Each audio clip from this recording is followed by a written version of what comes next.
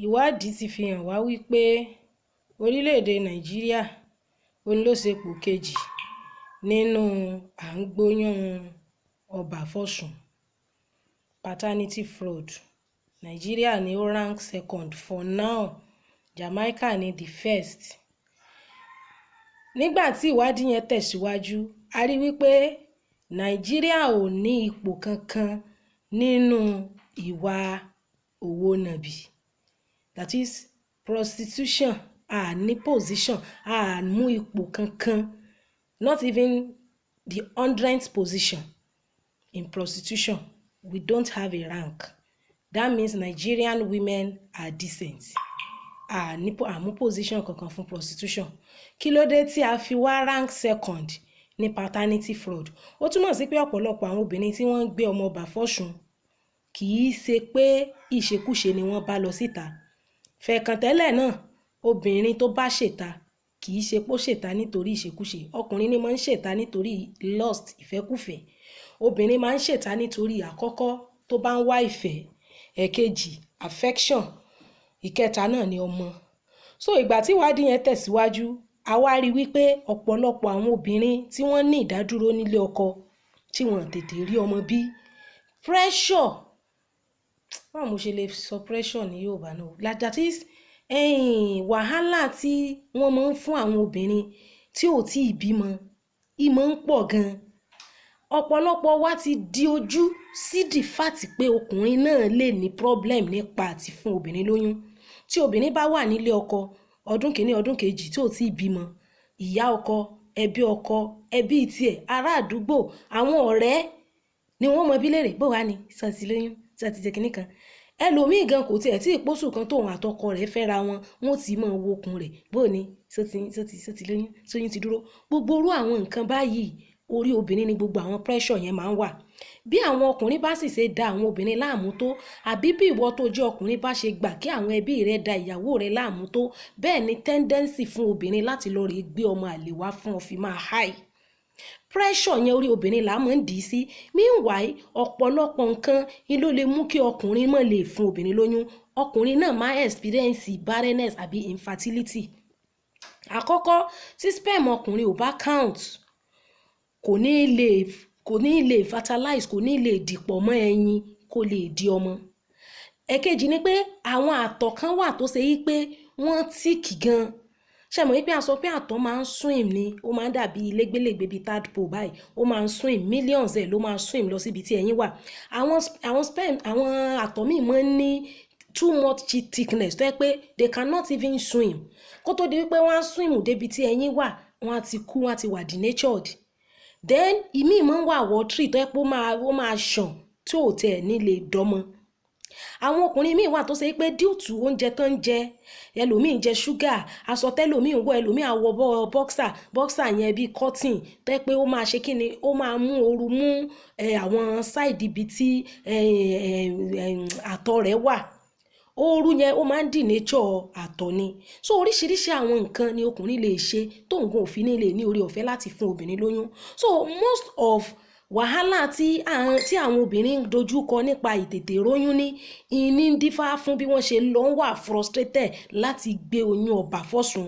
Ẹlòmíì wàhálà yẹn máa pọ̀ fún débi wípé kò ní mọ̀gbà tí ó tiẹ̀ tó ń bá tiẹ̀ ríyàn kankan tí ó kàn sá tiẹ̀ lóyún. So gbogbo àwọn wàhálà yẹn òun ló dífá fún gbogbo nǹkan tó ń ṣẹlẹ̀ tí àwọn obìnrin tó fi di pé Nàìjíríà ó wà ní high rank of paternity fraud. Fún ẹ̀yin ọkùnrin, ọ̀pọ̀lọpọ̀ ìṣòro tí ọkùnrin àti obìnrin ń dojúkọ nípa ìrọmọbí, percentage tó pọ̀ níbẹ̀ ọkùnrin ló ń fà jù. O lè jẹ́ ọkùnrin kó máa jẹ ṣúgà, kó máa jẹ àwọn nǹkan tí tó máa mú kí àtọ̀ rẹ kí quality ẹ̀ dínkù, kó feel pé wà á tètè rí obìnrin, wà á tètè fún obìnrin lóyún. Nígbà míì ẹlòmíì ní low sperm count. Ọkùnrin míì gan wà tó ṣe wípé kò lè ṣe, àìmọye ọkùnrin tí ò lè maintain erection débi wípé kó tiẹ̀ ní orí ọ̀fẹ́ láti lè impregnate. So gbogbo orú àwọn nǹkan yẹn, ẹ̀yin family tẹ bá ní ìyàwó tí ìyàwó yín ò tí ì bímọ, ẹ mọ̀ fi àdúrà ràn wọ́n lọ́wọ́, tàbí kẹ́ ẹ sọ fún wọn pé kí wọ́n lọ ṣe àyẹ̀wò ara wọn. Most of the time, obìnrin tí ò lóyún fún ọkọ rẹ̀ tó wá lọ bòmíì tó lọ lóyún níbẹ̀, ẹ ti mọ̀ pé ọkọ yẹn ló ní problem. Nígbà míì wà, compatibility náà tún wà láàrin ọkùnrin àti obìnrin. there is what we call resource factor. Sí resource factor wọn tí ò bá ti wà compatible, eléyìí kì í tiẹ̀ ṣe pé obìnrin yìí ò ní lóyún bẹ́ẹ̀ oyún yìí ò ní dúró sí lára, ó máa fa spontaneous miscarriage, spontaneous abortion ló máa fà. Then àwọn body obìnrin míì wà tó ṣe pé body rẹ̀ ní anti-sperm antibody, tí ó jẹ́ pé tí àtọ̀ ọkùnrin yẹn bá ti dé sí ara rẹ̀ máa produce anti-sperm antibody, because ó máa rí sperm ọkùnrin yẹn bí invader, bí pé ó fẹ́ wá dà láàmú ni. So ó máa produce chemical tó inhibit sperm yẹn, tó inhibit àtọ̀ yẹn láti di ọmọ. So anti-sperm antibody yẹn òun believe pé òun protect obìnrin yẹn ni. It's just like immunity, bí ìgbà téèyàn bá build the immunity against nǹkan. So possible kí ara obìnrin yẹn kó jẹ́ pé ara ẹ̀ ló ń restrict sperm ọkùnrin yìí. That's why ẹ̀rọ àwọn obìnrin míì tán lóyún fún ọkọ wọn, wọ́n sì lọ rí lóyún níbòmíì. Kò sí compatibility ni. Ara obìnrin lè produce anti-sperm antibody which is protecting her. Chemical yẹn believe pé òun protect yẹn ni against sperm, because ó ti rí sperm yẹn bí ìgbà téèyàn bá wọ bullet proof, bí ìgbà tí tó bá ń protect against sperm. Meanwhile chemical yẹn ò mọ̀ pé obìnrin yẹn need àtọ̀ yìí láti lóyún. So ó ní test tí wọ́n máa ń ṣe, series of tests. So tó bá jẹ́ obìnrin tó ò tí ì bímọ, ẹ̀yin ọkùnrin you have responsibility. Ọkùnrin tó gbé obìnrin sílé tí ò lè fún obìnrin yẹn gan lóyún, èmi ò fi òpó yẹ kọkùnrin yẹn gan relax. The fact pé ìyàwó rẹ̀ ò tí ì lóyún fún ọ, it should worry you. It should worry you. Ṣé bá a rí nínú ìwé mímọ́ gbà tí Hannah tó dúró pẹ́ tí ò tètè bímọ, níjọ́ tó jókòó tó ń ronú, Elikana bí kí lorúkọ ọkọ rẹ̀, ó sọ fún un, ó ní Hannah, why are you depressed? Pé am I not worth to you than 10 sons? Pé ṣé òun ò worth sí ojú ọmọkùnrin mẹ́wàá àbí méje ló ti ẹ̀ pé ni? Pé am I not worth to you than 10 sons? Pé kí ọkùnrin tó lè sọ irú èdè yẹn jáde, ó mì pé ìfẹ́ wà níbẹ̀, ó fìfẹ́ hàn sí Hannah. Despite wípé Hannah ojú ọmọ pọ́n, àmọ́ ọkọ rẹ̀ ò jẹ́ kó fìlì gbogbo àìtí ìròyún nìyẹn. Ipe ṣé bó ṣe rí òun yìí, ṣé òun ò ju ọmọkùnrin mẹ́wàá lọ sí ẹni. Ẹ̀yin náà wo that type of love. So nígbà tí ìṣòro àìrọ́mọ bíbá wà nínú ilé, kò yẹ kó jẹ́ pé orí obìnrin nìkan ni pressure rẹ̀ máa wà. Ọkùnrin too should hold it as a point of responsibility or duty. Why is it that he has not been able to impregnate this woman? Tán bá ní wọ́n pe ìpàdé àdúrà àwọn tán wọ́mọ, obìnrin ni ó pọ̀ jù níbẹ̀. Obìnrin ló máa, mi ò tiẹ̀ kí ń rí àwọn ọkùnrin níbi ìpàdé àwọn níbi sí tán bá ná gùnkè wọ́n gun rí òkè lọ rè gbàdúrà fún ọ̀tàn wa, àwọn obìnrin ni. Nígbà míì ọ̀pọ̀lọpọ̀ ìgbà sì rẹ̀ ara ọkùnrin ní nǹkan tó ń fa wàhálà. Ọkùnrin míì ní low sperm count, ọkùnrin míì quality àtọ̀ ẹ̀ ò lè dọ́mọ, ọkùnrin míì àtọ̀ ẹ̀ ti kí jù tí ò lè rìn lọ síbi tẹ́yìn wà, ọkùnrin míì àtọ̀ ẹ̀ ṣàn, ọkùnrin míì ò tiẹ̀ lè ṣe okó ẹ̀ ò ṣiṣẹ́. Orí afẹ́fẹ́ yìí náà la wà, tá rí program kan tàlájú Oríyọmí ṣe tí wọ́n ní ọkùnrin yẹn ò lè ṣe, pé wá ní kíyàwó òun lọ máa gbóyún wá fóun láti ta. At the end of the day, ìyàwó yẹn ní mental problem because bàbá ọkọ ẹ̀ àtọkùnrin kan tí ó mọ̀ rí pẹ̀lú boyfriend kan tó ti rírí náà fún lóyún ọmọ mẹ́ta tó bí different ọmọ. So please, ìwọ ọkùnrin lọ ṣe àyẹ̀wò ara rẹ. Then ẹ̀yin ọkùnrin, ìpọ́njú tẹ̀ ń fún àwọn obìnrin ti pọ̀ jù. Mi ò dispute fact pé ọkùnrin lè níye ìyàwó tó bá wù.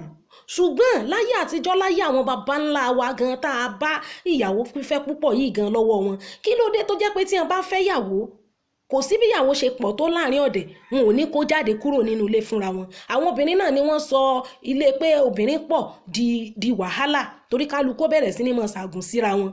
Ṣùgbọ́n ọkùnrin míì gan ò mọ bọ́n ṣe ń maintain obìnrin ẹyọ kan ṣoṣo. Ó fẹ́ ìyàwó sílé, àwọn ẹbí rẹ̀ ó wá máa sọ̀rọ̀ sí ìyàwó rẹ̀, wọ́n wá máa bú, wọ́n wá máa bátà rẹ̀ emotionally.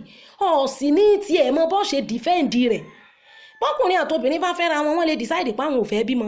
Ní under comment section, nígbà tí èmi àti ẹni tá a jọ sọ̀rọ̀ nípa paternity fraud yìí tó wà lórí page mi, tẹ́ bá scroll down ẹ máa rí. Mo rí tí àǹtí kan tó comment síbẹ̀ pé ọ̀rọ̀ tá à ń sọ yẹn correct, wípé àwọn míì wà tó ṣe wípé wọ́n kàn decide pé àwọn ò fẹ́ bímọ.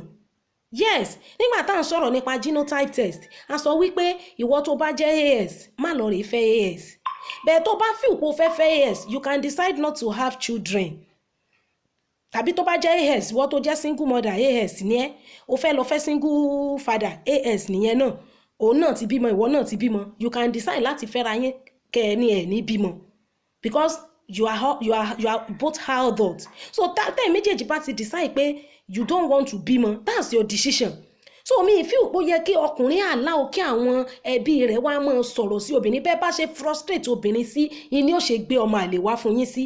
Nítorí wípé Nàìjíríà ò ní rank nínú òwò nàbì. We don't have rank.